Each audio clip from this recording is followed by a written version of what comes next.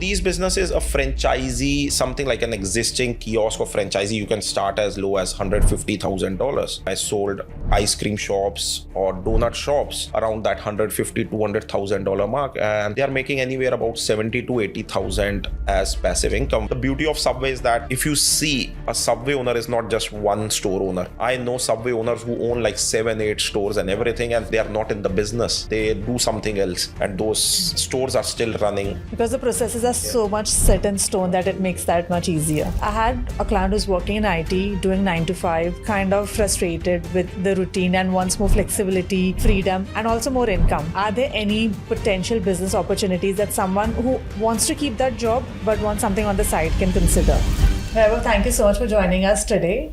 I am actually going to get straight into the questions that I've had that from people when they knew that I'm talking to someone who's a business broker.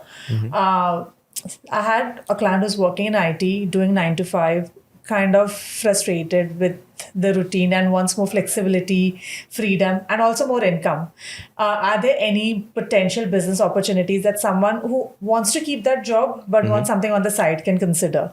Sure. Yeah. Thanks for having me, Priyanka. Again, very, very interesting question. And you won't believe if I get 10 calls, for example, in a day, 5 are from IT people, Really? right? Yeah. So where it is like the husband and wife, they are both working in IT, or one of the partners is working in IT, or even if you can consider any other job, not just IT, where it's like an office job, Monday to Friday, 9 to 5, right? Sure. Now, obviously, due to AI and all those things which are coming in place, automations, artificial intelligence, people have a fear of losing their jobs, right? And especially in a country like Australia, there is a lot of offshoring which happens to subcontinent countries like India, where people have that fear in their mind that they'll lose their job. So how do they maintain the current lifestyle? And if they have done investments, how do they maintain that? Right. So that is where I always tell these people that there are certain good passive income management businesses, right, which you can take over, which would probably require, again, when I say passive income business, it's not that you are sitting at home and doing nothing about it. 20% of your time still should be dedicated to those businesses, right? And you can basically make an extra income around it, right? So to give you an example, there are a lot of franchisees like donut franchisees, frozen yogurt franchisees, ice cream franchisees. We have beauty salon franchisees where you hire employees, right? And in a shopping center, for example, right, you have a kiosk where you hire employees who are managing it. You just need to make sure the processes are in place. But since you are with a franchisee, they already have certain defined processes in place which you follow every day, right?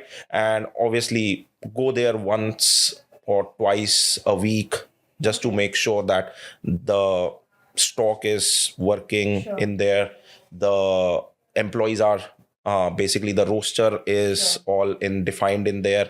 And the third one would be, again, customer management, right? That there is no complaints around anything like cleanliness, right? So these are certain businesses which you can do part-time as well. Sure. Okay, perfect. So I think, are you saying that I can even manage it with, say, a 1 or 2 hour commitment a day? Yes, absolutely. You can do that. You just need to make sure there are cameras now. You can basically sit at home and just watch through camera. How's your store performing, right? Another good example for this one is play centers, which I deal a lot in play centers across Australia, where people kind of work from the office in the play center at the back office, and the play center is running as it is. And whenever they are required there, like if a customer comes in, they want to do a birthday party, they can come out, have a chat with the customer, go back to their work in the office. So rather than working from home, you sit in the back office and then you do that. That's really good. Again, for these sort of businesses, what sort of investment would we be talking about? So these businesses, a franchisee, something like an existing kiosk or franchisee, you can start as low as $150,000, right? And I do have examples where I sold ice cream shops or donut shops, right, or kiosk in this sense, in good shopping centers for around that $150,000 $200,000 mark, and they are making anywhere about 70 to 80,000 as passive income, where owners are not standing there and working in it, but obviously doing a passive management where they can spend 1 or 2 hours a day just to make sure all the things which are required for the business are happening. It's getting done, Yeah. right? And you would do all the due diligence when there's a business coming on board, that the processes are robust and everything would continue to go on as it is, or like what is the due diligence that is needed to be done from a buyer's point of view? So, Priyanka, again, this is a very wide topic, but I'll give you a quick detail because buying a business is not as easy as buying a house, right? Sure. So if it's a house, right, because people understand real estate investment easily. Exactly. So when a house is on market, as a buyer, you would go and you exactly know what suburb you want to buy in, where your kids would go to, which school. Okay. So you are very much pinpoint on a location, Yeah, right? there's good amount of clarity there. is there, Yeah. right? So you basically see a house, if it's a 3-bedroom house, 4-bedroom house, 5-bedroom house, it's in a budget of 1 million, 1.5 million, $2 million. So you exactly know, right? If something is worth $2 million and my budget is 1.5, I obviously wouldn't go there and have a look, right? Yeah. And then you can go do an inspection, check the section 32, get your conveyancer in. If everything is good, you put your offer, right? So again, easy process, and there is a lot of things which have been defined around that, and it's more easy, more regulated as well, right? Yeah. So in business, the thing is when you are trying to buy a business, people think about businesses in a different way, right? I get customers who are pretty sure that they want to buy a certain type of business, right? I'll give you an example. If I have a customer who says, I want to buy a petrol station, right? They are very much confident that, okay, they have been running a fuel station before. They want to buy a fuel station now, right? So they know that, they understand how the things work. But in business, you have to be careful. The numbers given to you or presented to you might not be accurate every time, right? There is a lot of things involved where there is kind of your FPOS component or a cash component there, right? So you just need to make sure the numbers which are being provided to you, the cost of goods which are being provided to you, the employment cost which is being provided to you is all as per the market standard, right? I might have people who might say that, okay, I pay someone $20 an hour, right? But the fair work rate is $28 an hour, right? Yeah, this guy might be paying $20 an hour because it's a family member or someone who is doing it, right? But then when you buy a business, you need to make sure that, yeah, I basically give them $28 an hour, and that is how I will see the numbers in there. And with every business, I highly advise everyone, whenever you are trying to buy the business from us or from any other brokers in the market or even directly from the vendors, right? Make sure you have a proper accountant who can go through the numbers, who can understand, right? You can even hire someone like us as buying advisors, where we basically go through and do all the due diligence which is required, and then give you an accurate report on how this business is, because we understand what 100%. a similar business in the market is. Yes, absolutely. And I guess that expertise that you bring on the table helps, because someone who's just not having any experience who goes to buy the business needs an expert like an accountant and yourself to guide them through it. Correct. Thanks for sharing that. Are there any businesses that are more in demand based on either they generate higher profits or are easier to run? Okay, so there we do have people who demand, like for example, petrol stations. Now, for some people, everyone thinks that petrol stations are really easy to run and we'll keep someone there. And in some cases, if the processes are defined, it's the case is real as well. But again, you have to be very careful in a country like Australia around audits as well, right? And licenses and audits, they are. So if you don't maintain those properly, there's a company brand name associated with you when you are running that fuel station, right? So if you don't do it properly, there is a chance that you might be breached out, right? So whenever you get into a fuel station as well, you have to make sure that you understand your responsibility for the business. Other ones which we have, as I mentioned initially, play centers. So play centers, again, very, very good businesses. You hire young staff there, right? And Monday to Friday, not much stress. There are school holidays, there are people, but Monday to Friday, normally it's not very busy. What you need to basically focus on Saturday, Sunday, when your birthday parties are there, when the bigger crowd is there, right? And then obviously people come under passive management. I get a lot of questions asked around automated car washes, laundromats, right? They are also available in the market, but very rare. Whenever we get one, it kind of sells. Like the last laundromat I sold was in less than 12 hours. Really? Because Yeah. they're more of autopilot mode businesses, right? Because you don't really have to Oh, do yes, much. absolutely. So again, laundromat is actually something which you don't need to look at it, right? I have a client from Melbourne who has two laundromats in Tasmania, right? And probably goes there probably once in 6 months or something. Sure. But he has cameras there where he can look at. He has a cleaning company who basically Who come does in that. and they make sure that everything is in place Sure. and the cleaning is done. And then he has a rental company with that. So they also come in, and any services which are like, if there is any servicing required for the machines, for the air conditioning and everything, that can be done over Okay. the phone. So, Right, fair enough. Because I think it makes sense that those businesses would be so much more in demand because they're easier to run yeah, than absolutely. any They're others. easy to run. Yes. This episode is sponsored by Finsol Insurance, where we help families protect what matters most: your health, your loved ones, and your lifestyle. Life is unpredictable, but your financial security shouldn't be. So, if you're a parent, a homeowner, or just someone who values peace of mind, make sure that you are protected with the right protection. Use the link below to book a strategy call and take the first step towards securing your future. For someone who's maybe like a truck driver, whose hours may be irregular, are there certain business models or business types that they could look into? Again, when we were talking about the IT people 9 to 5, right? These businesses which I've spoken about, they can be even done by tradies, truck drivers who have irregular hours. What you need to do is you need to see if those processes are in place. Sure. Right? You don't need to be in the business all the time, but obviously keep an eye, right? And as I said, if you can spend 20% of your time into the business, right? That's pretty much what is required. And it could be not just Monday to Friday, 9 to 5. It could be on a Saturday evening when you are sitting and making sure the rosters for the next week are being done. What's the status of your stock and all those things. Another good business, which I did not mention initially, which are in demand as well, are tax lotto and post offices as well.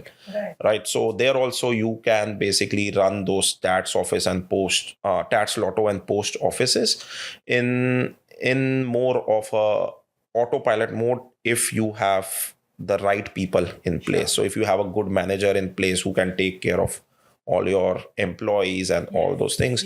And the really good part about those ones is that everything is as per the system. So for example, you cannot sell a tax lotto ticket without entering it into the system. Right. So if you have bought a tax lotto, Priyanka, and I'm your employee, right? At the end of the day, there's a report which comes out which says that you have made, for example, $700 in commission, right? And $500 is through FPOS. So Sure. I'm liable to show you $200 as cash payments. Right. So it's that one is also easy because obviously It's secure that secured. ways. In passive management, you just need to make sure that you are able to trust your employees that Sure. they are doing the right thing for your business. Sure. And again, all of these businesses also come in the same capital investment of 150 to 200K or? No. So businesses vary now. That is where we come into another question of business valuation. Sure. Right. So different businesses, Priyanka, they come at different valuations. Yeah, the right? metrics would vary. Depending upon the financials, Yes. how old is the business, and that is how we come out with a 1x, 2x, 3x valuation from the EBITDA, right? So if I have to give you an example, I'll give you a bit of a different businesses and a bit of example. So the cheapest one in the market would be something like a chattel sale, where a cafe is not running and everything. You basically go in there, you have a look that if I have to set up a commercial kitchen or tables and chairs and boards and everything like this, it will cost me $150,000. But because this guy is not running it, they are selling at $50,000. So is that something I can come and buy for $50,000 and then run it? because I have a business plan in mind, right? Just need to make sure that if that guy is not successful, what's the reason of being not successful, right? Have they left the business, or the business is not able to attract the right crowd or the sales location and everything, right? After that, I told you about the kiosks, right? So they are like, again, cheaper setup, $150,000-$200,000. You can set up a kiosk in a shopping mall and start a business there. Then it comes to the shops, right? Now the shop in a shopping center would be obviously more expensive to do the fit out, and obviously in rent as well, as compared to a shop in a shopping strip. And it might vary from area. We are in Melbourne, so something in outer suburbs in the east, for example, in Clyde or Officer and outer suburbs, you might get a bit cheaper, right? As compared to something you are sitting in Chadstone, right? Yes. Even Chadstone shopping center is expensive, but the shops outside would be expensive as well, right? So that is there. And then comes to high value businesses like petrol stations, again, depending upon the amount of sales they are doing. Tax lot of post office, they are hard to get. Right. So post offices would be valued at 4x or something of their EBITDA, because obviously there are lesser opportunities in the market. Right. Play centers, Tats Lotto, 2.5, 3x of their EBITDA. Okay. Right. So that is there. And then I forgot to discuss, there are online e-commerce businesses also, which we sell. We have sold a few in the past. So those can be dropship businesses, right? And they can also get valued at, depending on 3x, 4x of their turnover or EBITDA, okay. Of their EBITDA. Okay, perfect. I think they would also be high in demand businesses, considering they are low effort. Yes, absolutely. But Priyanka, the question I always ask, and why it's sometimes difficult for us to sell online businesses, is that, like, first the person who's buying it needs to understand how, for example, an SEO would work, how a social media marketing would work, how would you generate revenue on your websites, right? Would the new technology which is coming in, would it kind of hamper the current rating of the store, or is there a new competitor in the market who's selling the same thing at a cheaper price, right? Some of them are really, really good, right? They make really good money. If somebody takes it over, does the same things what the previous owner has been doing, they can make really good money. But people want to see brick and mortar. Correct. Right. So if they don't see something which is a shop or a petrol station or a play center, people then think that this is not something I might be able to run, or tomorrow if the website goes away or something happens, gets hacked, what will I do? There should be some level of personal interest and a little bit of expertise as well if you're going down that absolutely path. So that is makes sense. One thing I was personally interested in knowing is, how does a return on business compare to investment property returns? Because you see people investing in property all the time. Is there a comparison that we could do between the two? Like, should somebody choose to invest in a business versus a property? Right. So very interesting question, Priyanka. And it is not a direct comparison which we can do. Obviously, getting into a property is easy. You see a lot of, nowadays, there is a lot of buyer agents in the market who kind of give that you get like 6-7% return on an investment property and everything. And that is how you can build a portfolio. But my question is always that once you are buying these properties, a banker is giving you loan for these properties based on your income. Right?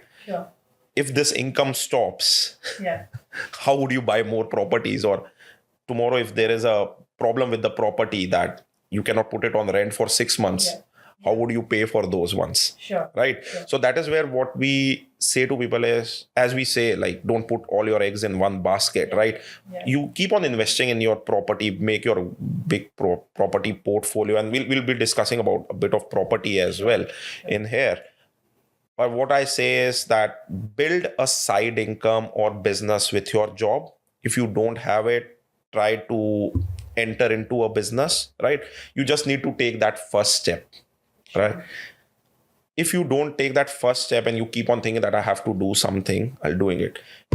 Comparison with property, property, it will give you a fixed return. Obviously, Australia is growing. People who have bought 10 years back have now even doubled their properties or investment, or even 3 times it, right? With business, you always have an opportunity to grow, right? And there are a lot of examples, and there are people who started with like $100,000 and building multi-million-dollar business. Agree. Right? You cannot build a Microsoft or a Amazon or a Tesla On a 9 to or 5. a billionaire on a 9 to 5, or just buying like one property, two property, three property at Correct. a time, right? So if you're an entrepreneur and everything goes well with you, you can take yourself to the next level.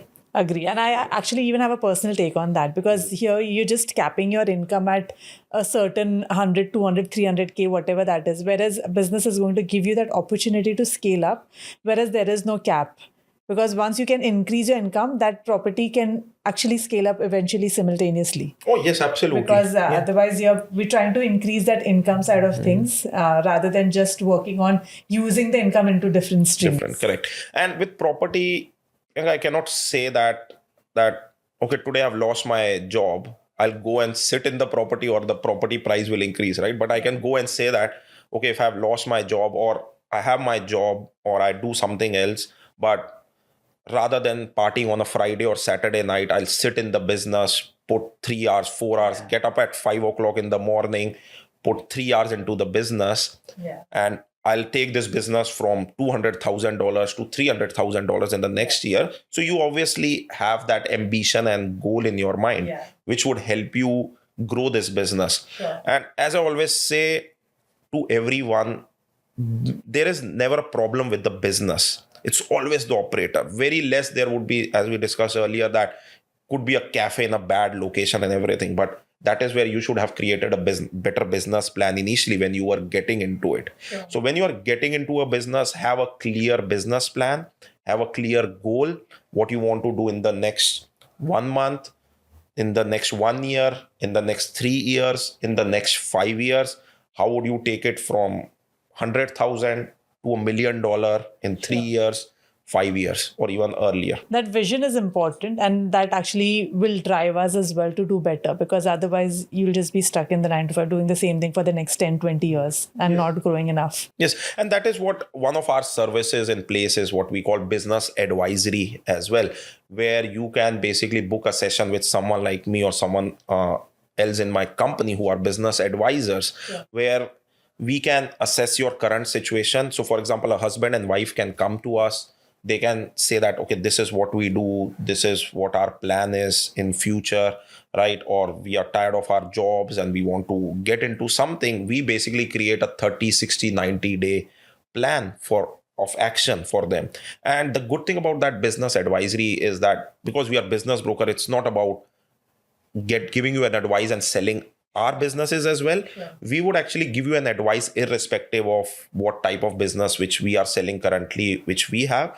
The advice would be what is suitable for you, and you can basically go out in the market and look for that business. And if you like that business, again, our another service of document diligence and can come into picture as well in there. So so when you get out of that session, you will have a clear goal and plan in mind. That's wonderful. I think it's much needed, because a lot of people don't know what they want, and this would help them like kind of clear that thing out. Yes, absolutely. Perfect. Thank you for sharing that, Vaibhav. But I wanted to do a quick fire with you for the last 3 questions before we wrap up. Yeah, sure. I wanted to know, like, is there one business model that you'd recommend for someone with under 500K as an investment? So again, Priyanka, all businesses are different, right? And again, this would come into your personal situation, what business would be suitable.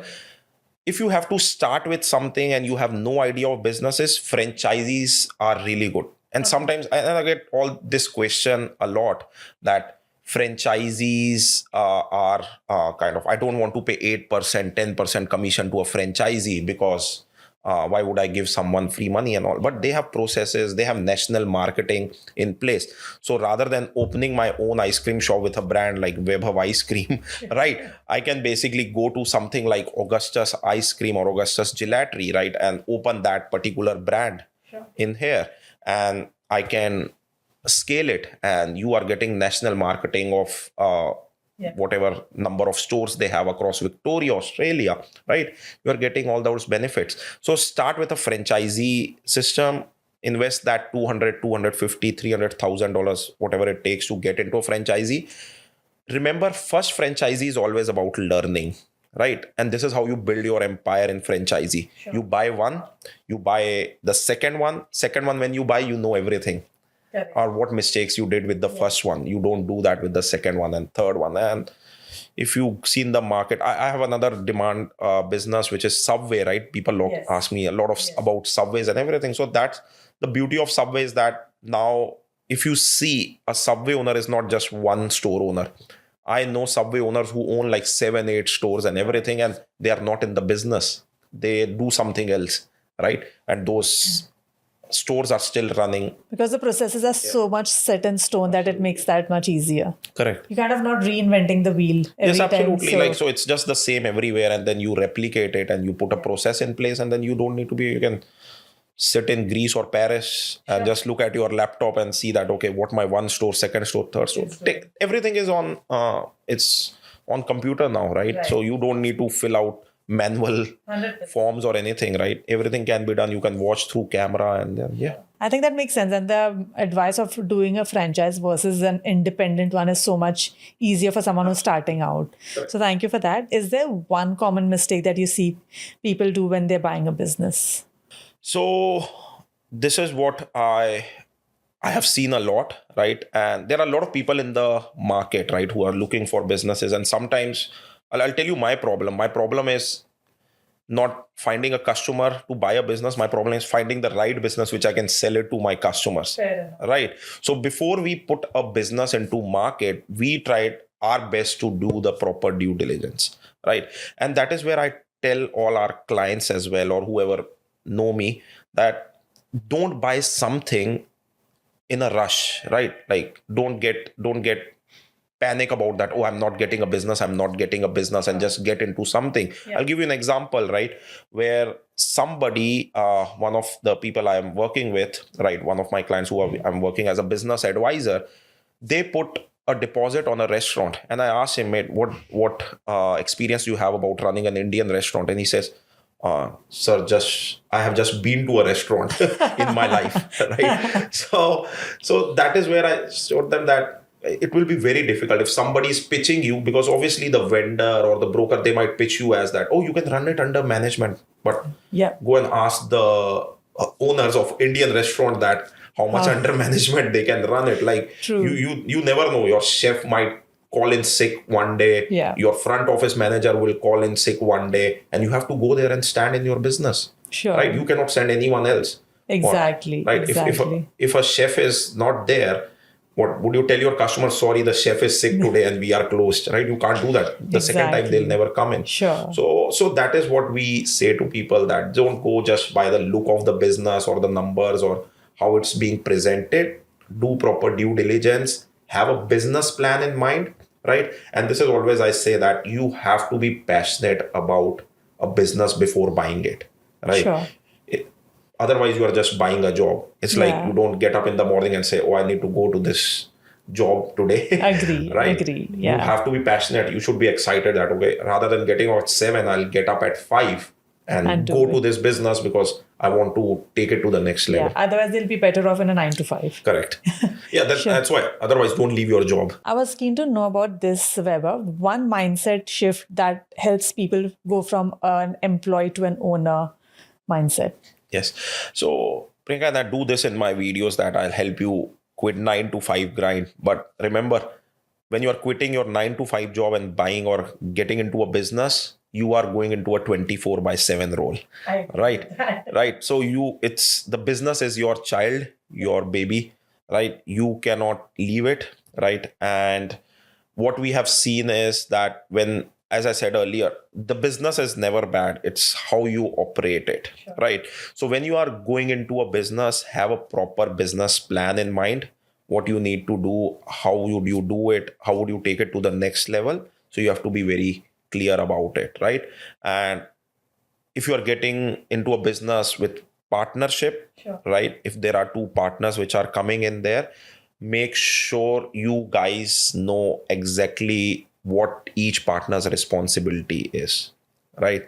So don't go in there saying that, oh, I don't have time to go into a business, or I cannot spend my weekend there. I need to spend time with my family and everything. Your first priority, obviously, we say that when you're getting into business, you your family life becomes more stable than a job. But before you do that, you need to set up this business in that way that you are able to kind of go from the business to the family life without any stress or anything. So yeah, so your goals, your duties, your responsibility should be very, very clear in your mind. Sure. And that streamlining that needs to happen mentally needs to be done properly. Absolutely. So, like, for example, I'm into a business, Priyanka, you are also into a business.